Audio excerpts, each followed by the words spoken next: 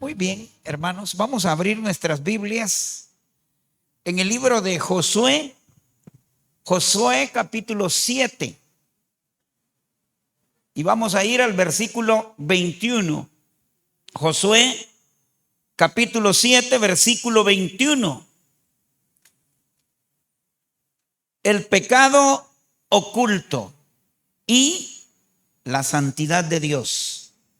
Tema un poco delicado el que vamos a tratar esta noche. Voy a pedirles toda su atención, por favor, a este tema que es muy importante. Josué capítulo 7, versículo 21. Dice así, leo para ustedes en el nombre del Padre, del Hijo y del Espíritu Santo. Pues vi entre los despojos un manto babilónico muy bueno y 200 siclos de plata y un lingote de oro de peso de 50 siclos, lo cual codicié y tomé. Y he aquí que está escondido bajo la tierra en medio de mi tienda y el dinero debajo de ello. Vamos a orar. Padre, gracias te doy por tu palabra. Envíanos ahora el buen mensaje. Queremos salir edificados, Señor. Un tema tan delicado como son los pecados ocultos, los que se guardan allá en lo más profundo del corazón, que nos afectan no solo a la familia, no solo individualmente como personas, sino muchas veces pueden dañar una congregación entera.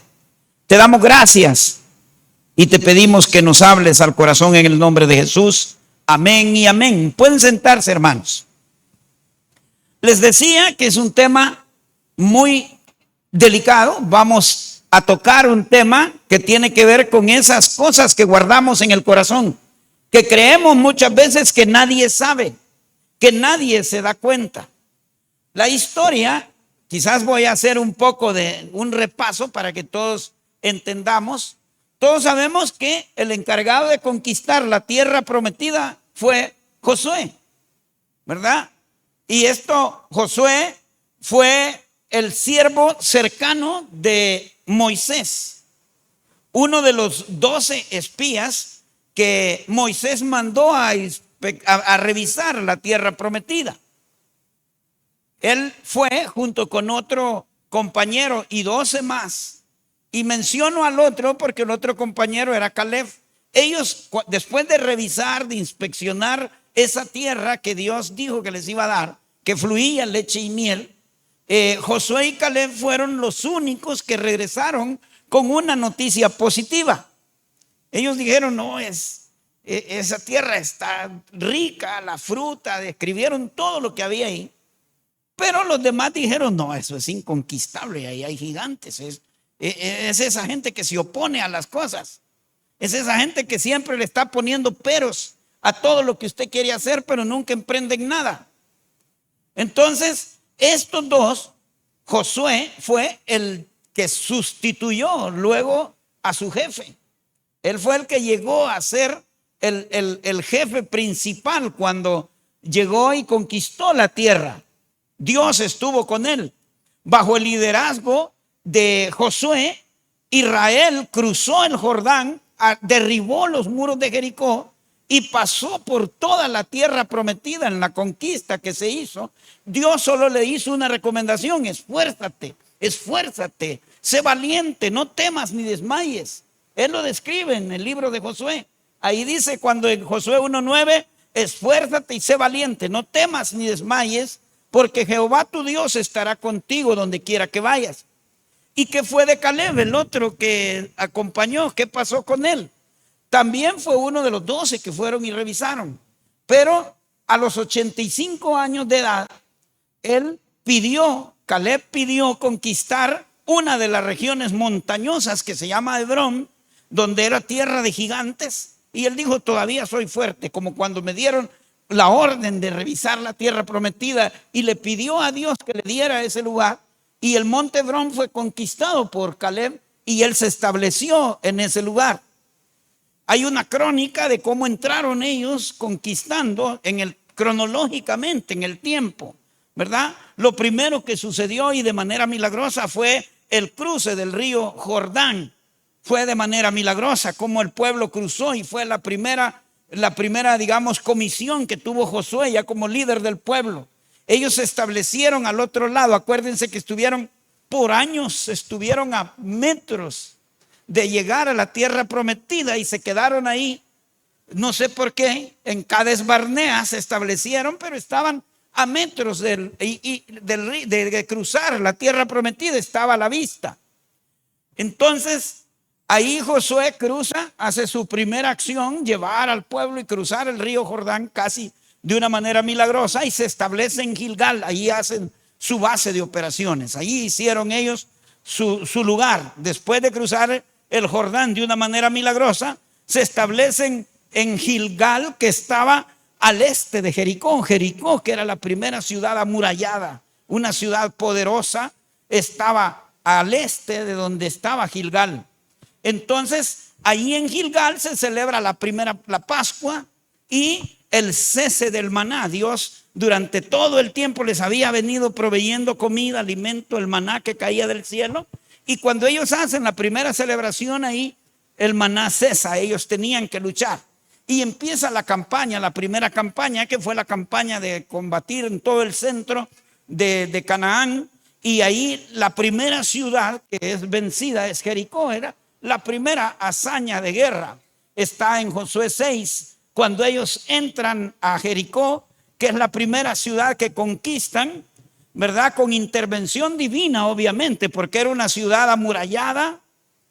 Ellos no llevaban armas como para poder combatir, ¿verdad? Y ellos tuvieron que marchar nada más, sonar sus trompetas, y ahí caen los muros de Jericó de manera milagrosa. Hay algunos análisis del por qué se da esto. Incluso un día estábamos ahí en este aeropuerto de Ilopango, y ahí hay un lugar donde se concentra el sonido. La gente habla sin tener micrófono y todo el mundo lo oye porque concentran la fuerza en un solo sitio. Entonces se supone que algo así pudo haber pasado, el concentrar el ruido que hacían las trompetas. Algunos de los que les gusta locuriar en estas cosas y tratan de restar la importancia, la verdad es que si concentró el ruido, si hizo lo que hizo, Dios tiene el poder para hacer lo que quiera, hermano, ¿verdad? Pero de una manera milagrosa entraron. Y el siguiente pueblo de conquista se llamaba Ai o Jai, como lo pueda pronunciar usted, y fue el primer intento fallido del pueblo por el pecado de alguien, de Acán. Acán cometió un error, vinieron las siguientes campañas, la campaña de la conquista del sur, la campaña de la conquista del norte, el reparto de la tierra y los problemas que se vinieron posteriormente por haber no conquistado correctamente algunos pueblos, donde algunas tribus no expulsaron completamente a los cananeos, y eso les trajo a ellos problemas. El no haber sacado todo lo que tenían de malo, entonces les trajo a ellos consecuencias graves que luego se convirtieron en los problemas posteriores que vemos en la conquista de todo esto. Pero hoy quiero detenerme en lo que arruinó prácticamente a un ejército. Hoy quiero detenerme en este momento en el que en la segunda acción de guerra que tenían que hacer ellos, fracasaron.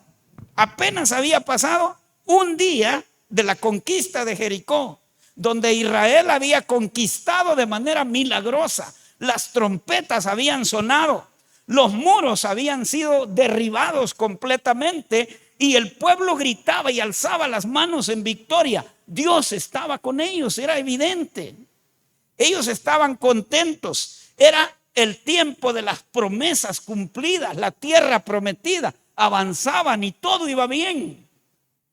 Era la tierra que Dios les había dado en heredad y ellos iban conquistándola. Estaba animado Josué, decía Josué, como él estuvo con Moisés, ahora está conmigo. El pueblo estaba confiado y los enemigos, hermanos, estaban atemorizados. Cuando oían de hablar de Israel, que era un pueblo que ahí Dios habitaba con ellos y Dios combatía con ellos, los enemigos temblaban. La siguiente ciudad que venía era una ciudad pequeñita. Fueron los hombres, los espías, llegaron y regresaron con muy buenas noticias. Dijeron, no es necesario que vayan todos, es un pueblo pequeño. Dijeron los espías, unos 3,000 hombres manden nada más y el pueblo pues va a ser sacudido, estremecido. Así prácticamente lo pensaron. Pero no sucedió así las cosas. No pasó así. En ese pueblito Israel fue derrotado, completamente derrotado. Los soldados salieron huyendo. Si eso es lo que más le dolía al guerrero, a un guerrero como Josué, ver a sus soldados huir por el desierto, corriendo. 36 hombres murieron en ese combate de los guerreros de Israel, pero ni siquiera en Jericó, donde no se había perdido una vida. Y ahora el corazón de ellos estaba derretido, estaba partido. ¿Qué había pasado entonces? ¿Por qué les había pasado eso?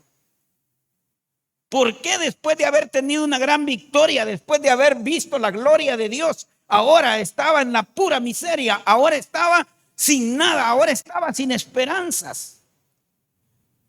¿Por qué Dios, que había derribado de manera milagrosa los muros de Jericó, ahora los había abandonado, los había dejado caer ante un enemigo aparentemente débil? No eran hombres de guerra, era un pueblo sencillo. No tenía por qué Israel salir de la manera que pasó esto. Josué lloró, hermanos.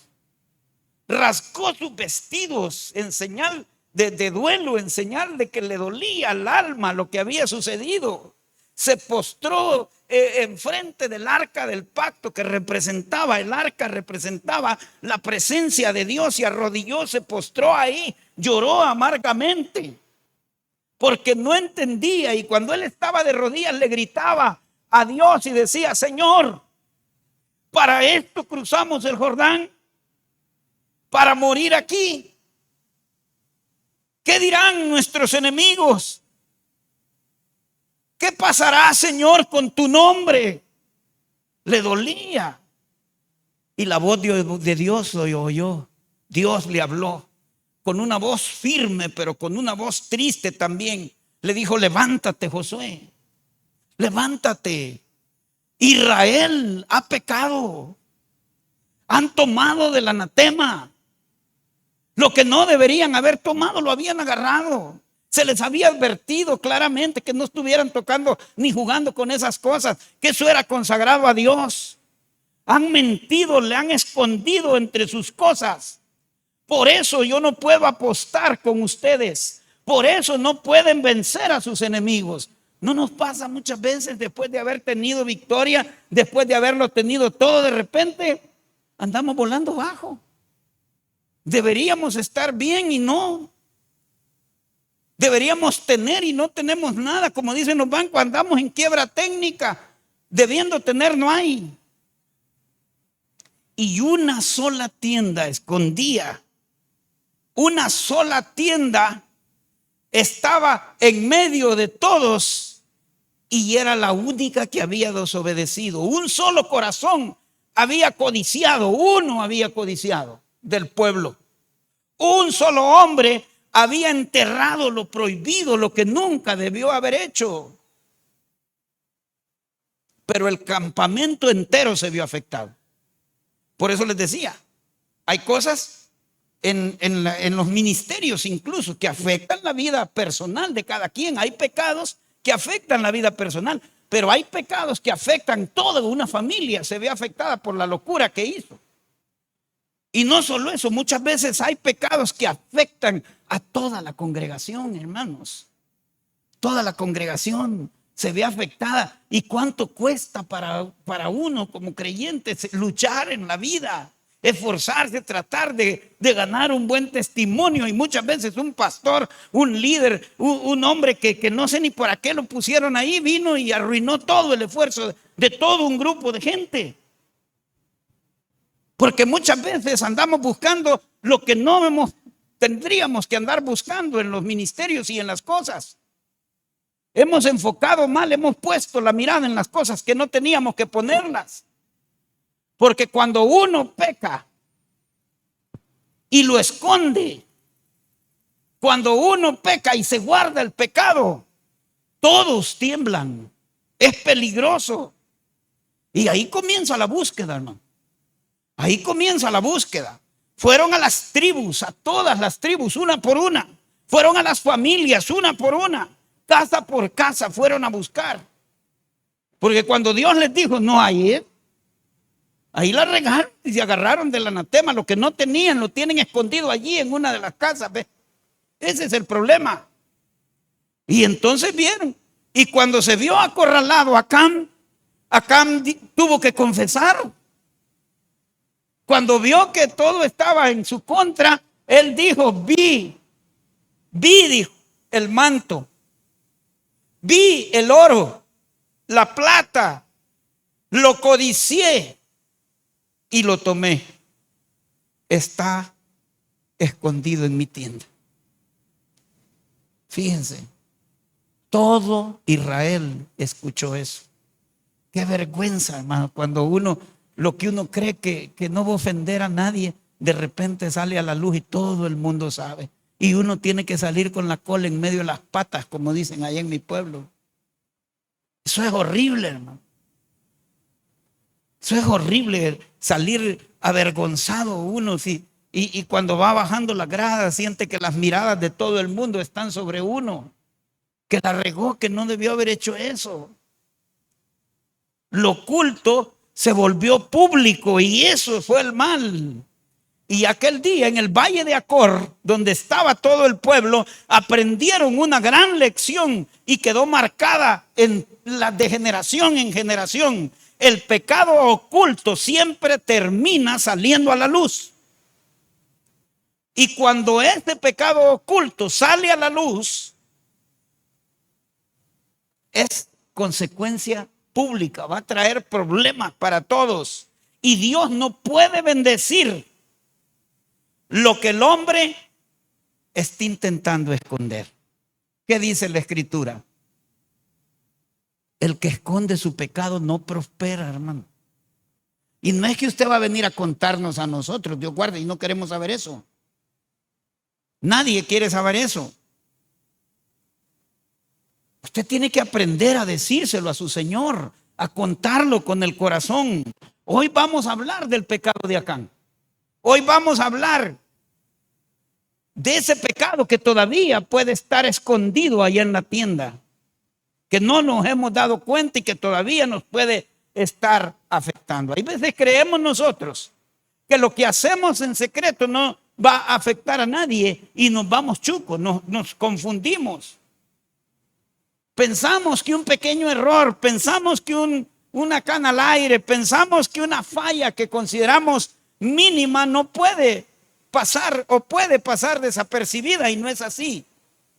La historia de Acán nos enseña, hermanos, que el pecado oculto desata consecuencias que son públicas. Lo que pasa es que no se ha percatado, no se ha dado cuenta. Acán no fue y asaltó un banco.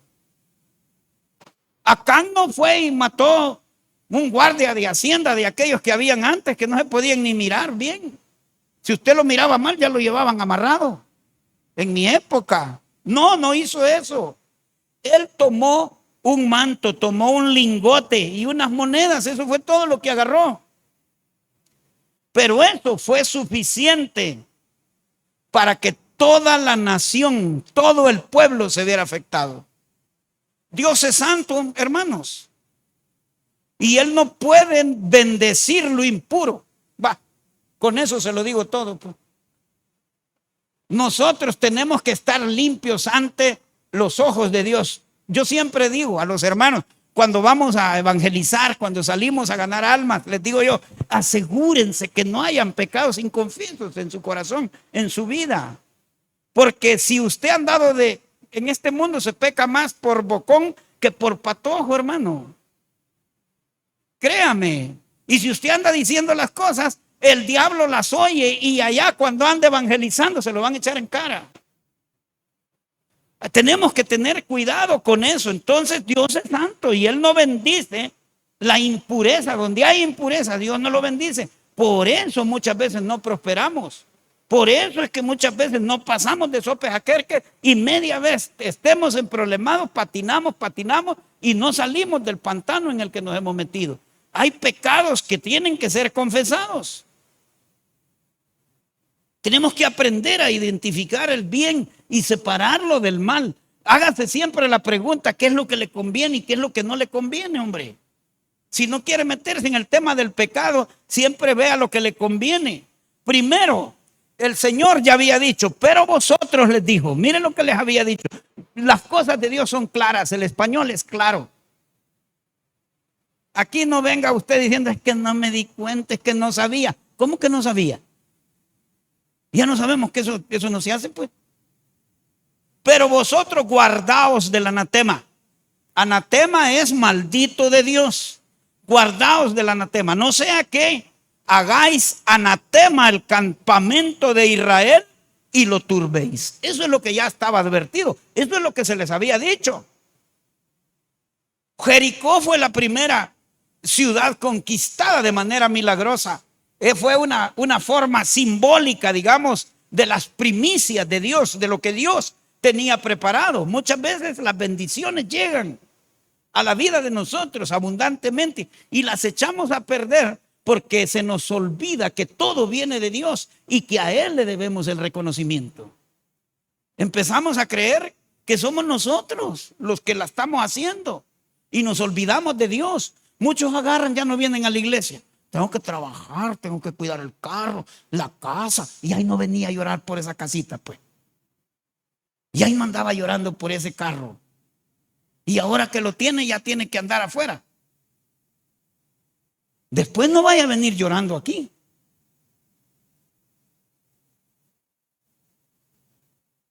Jericó era una ciudad poderosa, hermanos. Jericó era una ciudad, pero era una ciudad llena de idolatría. Era una ciudad que estaba llena de pecado. Y Dios les dijo, no me toquen nada. No me toquen nada. No, eso no es un botín. Eso no es un éxito personal. Eso es la victoria, es mía, les dijo Dios. Y todo lo consagrado ahí es mío. Cuando usted reconoce a Dios en todos sus caminos, yo siempre digo, metan a Dios en la ecuación, les digo a mis hijos, porque ahí está la victoria. Cuando nosotros reconocemos que lo que nosotros logramos en la vida se debe a Dios y se lo damos a Él. La victoria que viene de Dios, nunca la manche con codicias humanas, hombre. Dios permitió que ese pueblo fuera probado. Dios permitió que ese pueblo fuera probado ¿en qué? En obediencia. Porque uno lo que tiene que hacer es obedecer, hermano, aprender a obedecer. Dios le ha puesto sus líderes a los que hay que someterse y hay que obedecerlos. Dios le ha dado líderes. Usted no se puede salir del huacal. Usted tiene que mantenerse y reconocer. Hay que se equivoque. Mi papá siempre me decía, honra a cada quien según el rango que tenga. Hay dejarlo que se avergüence si no se merece nada.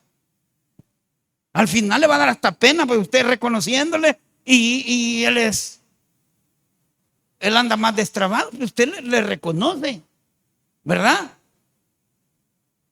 Claro, con la victoria, cuando hay triunfo, cuando hay bendición, también viene la tentación. Más si estábamos orando por un carro y nos dieron uno que superaba la expectativa. Más si estábamos orando por plata y llegó más de la cuenta del banco está topada ahora. Ahí también va a venir la tentación porque Dios va a probar la obediencia. Aquel codició, aquel tomó, aquel escondió, ocultó las cosas para que los demás no se dieran cuenta. Y al final tuvo que decir verdaderamente, hermanos, yo he pecado. Yo codicié, yo tomé. Y he aquí, eso está escondido. ¿A dónde? Allí en la tienda. Muchos lo escondemos en el corazón. Acán pecó. De muchas formas pecó Acán. Yo les puedo mencionar algunas que fueron defectos que normalmente abundan en la vida de cada uno de nosotros. El primero es desobediencia. Acán desobedeció, ignoró completamente una orden clara que Dios le estaba dando. Y lo más caro, lo que más cuesta hallar es gente que obedezca, hermano. Estaban diciendo allá que entrevistaron a unos señores y llegaron unos que eran ingenieros, llegaron todos. Y el que andaba buscando el trabajo, ese no había estudiado, no tenía escuela. Y se presenta donde el entrevistador y le dice el entrevistador: ¿y usted qué sabe hacer? No, yo nada. ¿Y qué profesión tiene usted? No, nada. Y entonces, pues, sí, pues sí, no he estudiado nada, pero una cosa sí hago. Ajá, ¿y qué es lo que hace usted? Yo hago caso. Caso es lo que yo hago. Ni póngame a hacer cualquier cosa, yo hago caso. Eso es lo que necesita uno, hacer caso. Obedecer, entender la voz de Dios, qué es lo que Dios le está queriendo que haga. Este fue desobediente, eso fue su pecado. La rebeldía es otro pecado, hombre. No solo falló, sino que se opuso a la autoridad divina. Dios ha puesto un jefe, Dios ha puesto un pastor, Dios ha puesto un líder, Dios ha puesto a alguien, a su papá, para que le obedezca. Deje de andarse saliendo del huacal, hombre, hágale caso nada más. Haga como aquel. Probablemente no tenga título usted, pero haga caso. Eso es lo que se valora. Era codicioso, no pudo resistir el deseo de tener lo que no le pertenecía. Hay veces en ese afán de andar queriendo tener lo que no tenemos, hombre, desaprovechamos lo que tenemos. No valoramos lo que Dios nos ha dado. Hay tantas cosas buenas a nuestro alrededor. La familia que tenemos, hermano. Y muchas veces vivimos echando a perder momentos valiosos. ¿Ustedes creen que yo no eché a perder momentos valiosos con mis papás? ¿Por qué creen que paso noches enteras en cangrejera yo solito? Porque estoy cerca de ellos, siento su presencia cuando están ahí. No quisiera que me tocaran las paredes. Hay un mural con todas las fotos de mi papá y de mi mamá. Y cuando veo la esquinita donde a las 4 de la mañana veía a mi papá hincado, me parece verlo en las madrugadas.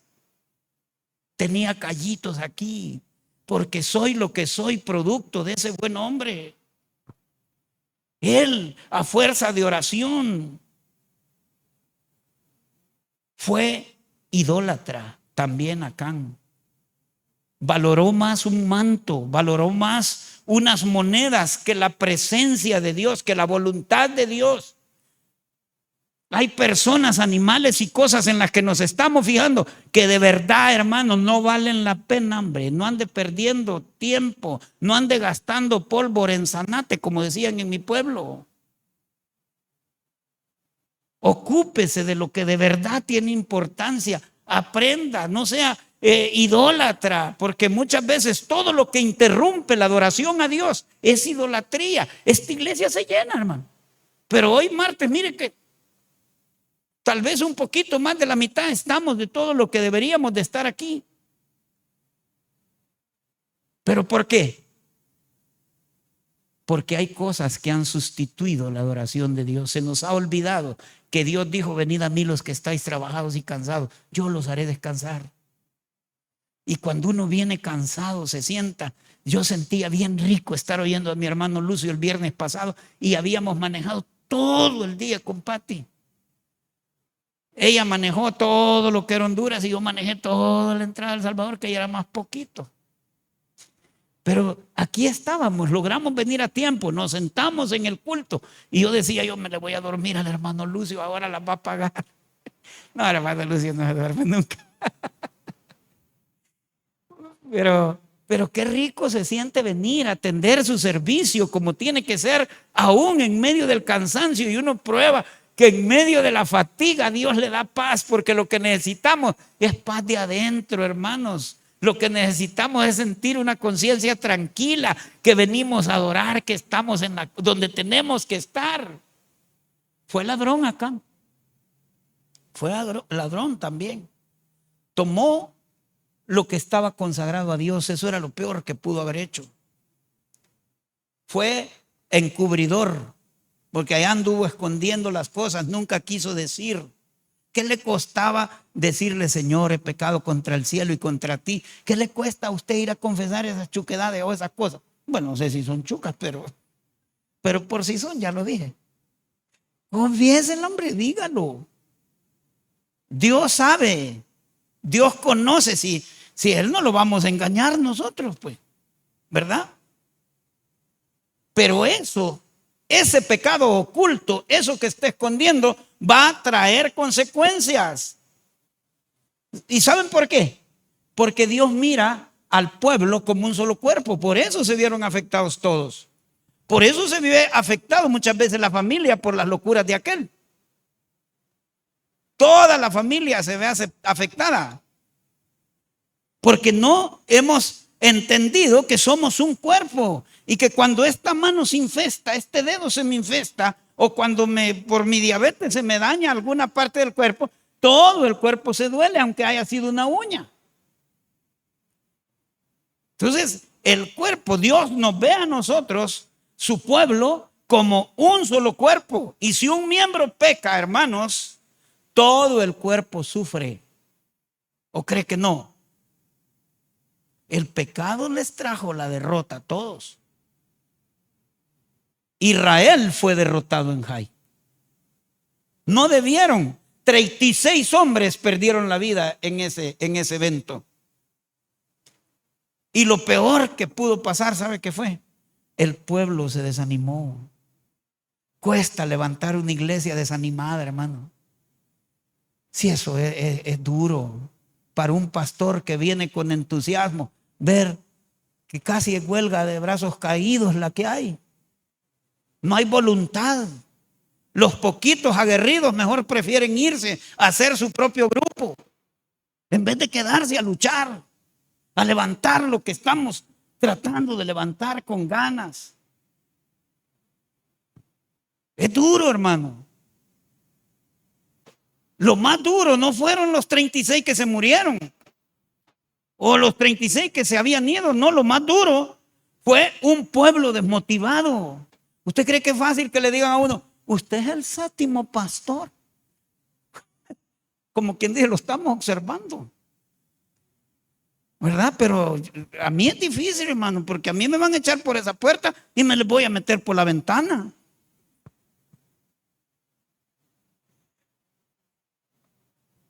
Dios no bendice cuando hay pecados ocultos, cuando hay pecados inconfesos. Dice el versículo 13, no podrás hacer frente a tus enemigos hasta que quites el anatema. En otra parte de la Biblia dice, el que encubre su pecado no prospera. Es de más, así no se puede. Hay que reconocer. ¿Usted cree que para dejar de beber, el alcohólico tiene que reconocer que está padeciendo un problema? Si usted está acostado largo a largo y pasa un hermano y dice, hermano, le ayudo, por favor.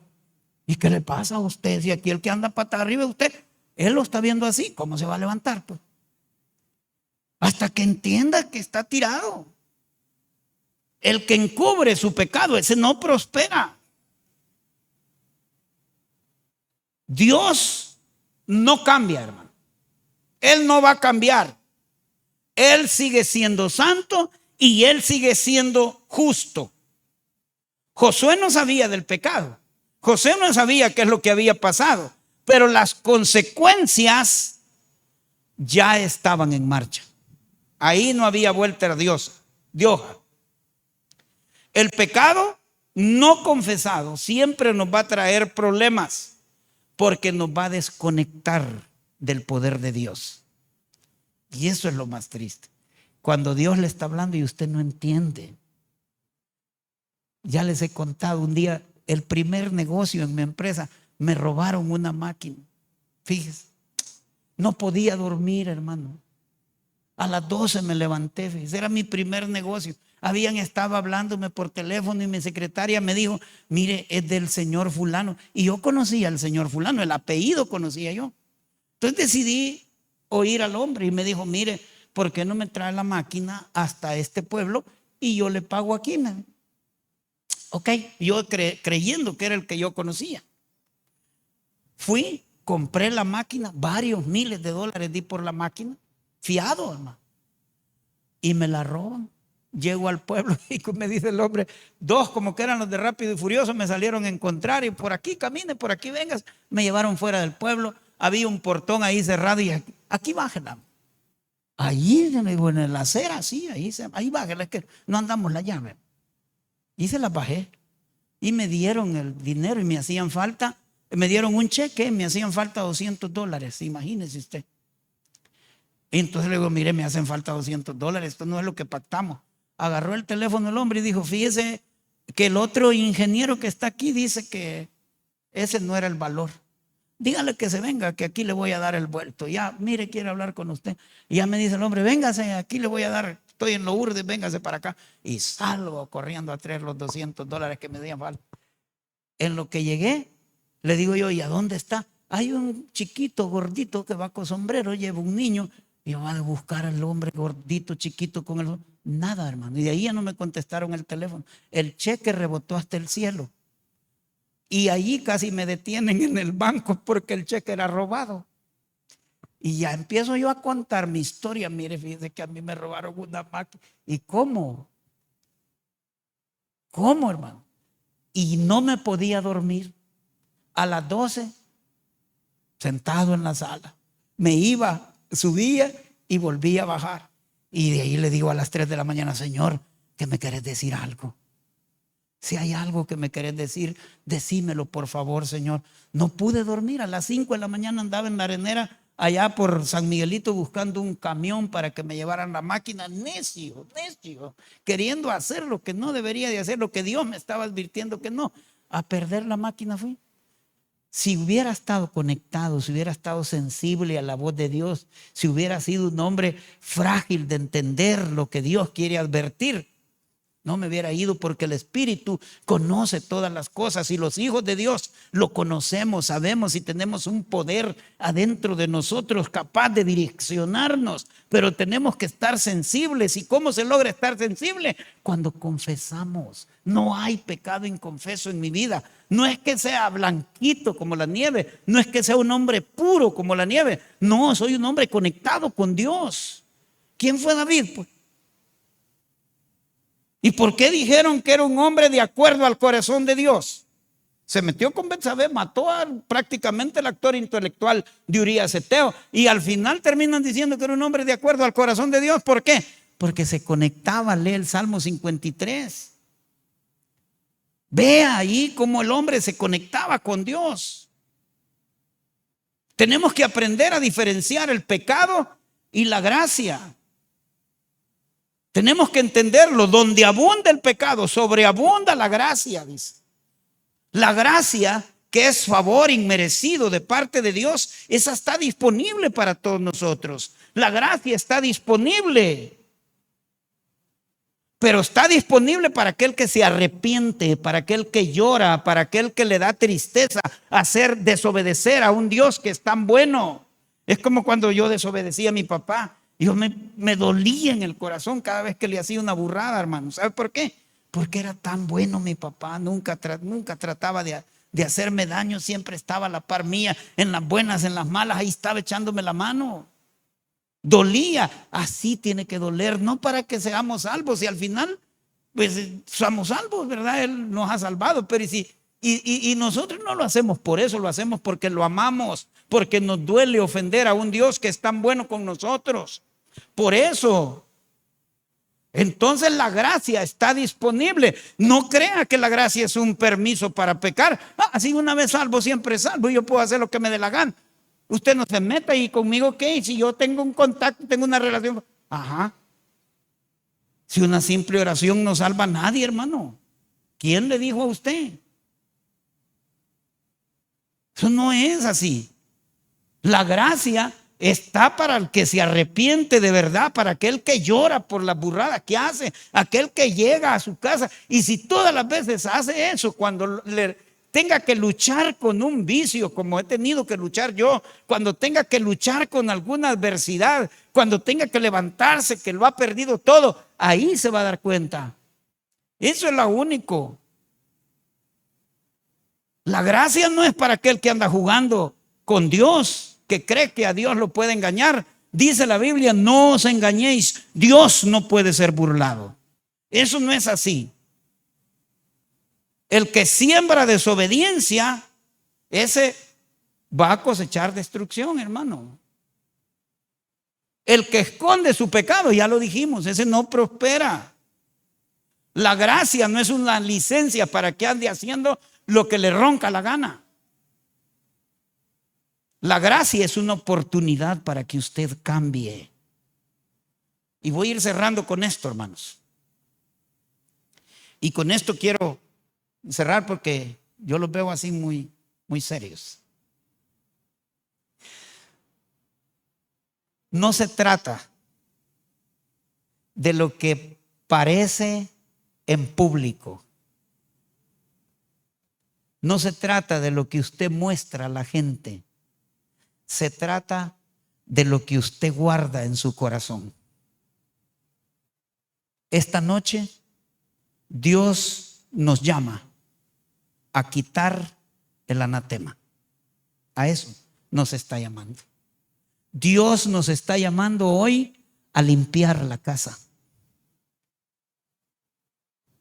Dios nos está hablando directo al corazón, a que arranquemos del corazón y de la vida esos pecados que están ocultos, escondidos y que creemos nosotros que solo nosotros sabemos. Dios nos está llamando a vivir una vida diferente, a ser diferentes, a vivir una vida con transparencia. La pregunta que hay que resolver hoy es la siguiente: ¿tiene usted algo enterrado allá en su tienda que hay que ir a sacarlo antes que el público lo sepa? Y muchas veces no son solo porque usted está diciendo, bueno, yo no me he robado ningún manto, yo no he agarrado ningún lingote de oro. No, muchas veces es una codicia, muchas veces son mentiras, muchas veces son relaciones que no deberían de ser, sentimientos, hábitos. Muchas veces es idolatría, son aquellas cosas que interrumpen la adoración con Dios, que le evitan estar en todos los cultos, y solo son 3 horas a la semana, hombre. Pasa más en el Facebook en un solo día. Revise cuánto tiempo ha pasado pegado hoy y se va a dar cuenta que no ha bajado de 6 horas en ese Facebook chuco. Bueno, no sé si es chuco.